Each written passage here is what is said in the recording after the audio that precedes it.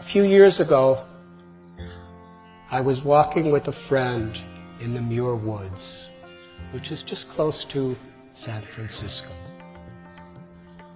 It's a redwood forest. We came upon a park ranger, and he was explaining to some tourists the secret of the forest. He told that the sequoia and redwood trees are the largest trees on the planet. Some of them are hundreds or even thousands of years old. But interestingly, their roots do not grow deep. And then he told that these trees have been standing for centuries and centuries, enduring massive windstorms, frigid blizzards, devastating earthquakes. And without deep roots, how do they keep standing? Then the ranger paused so that we could ponder this mystery.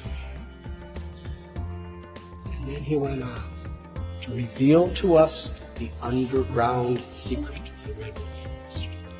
And being from the 60s, I like underground things, so I was very attentive. He said that the roots under the ground, they reach outward, seeking the roots of other redwood trees. And when they meet, they intertwine, making a permanent bond with each other. In this way, all the redwood trees in the entire forest are either directly or indirectly giving support to each other. Unity is their strength. They reach out to care for each other.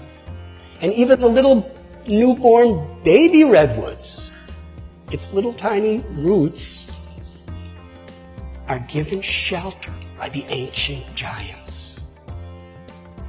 In the Muir Woods, nature is giving humanity a very crucial lesson. That our real strength is in our willingness to care for and support each other.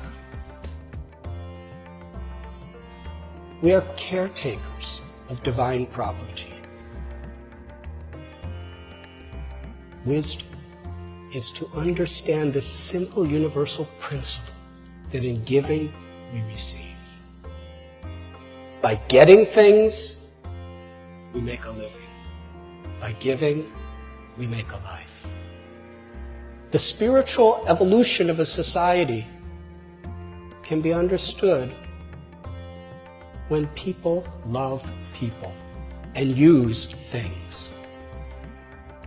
But all too often, in today's world, it's just the opposite.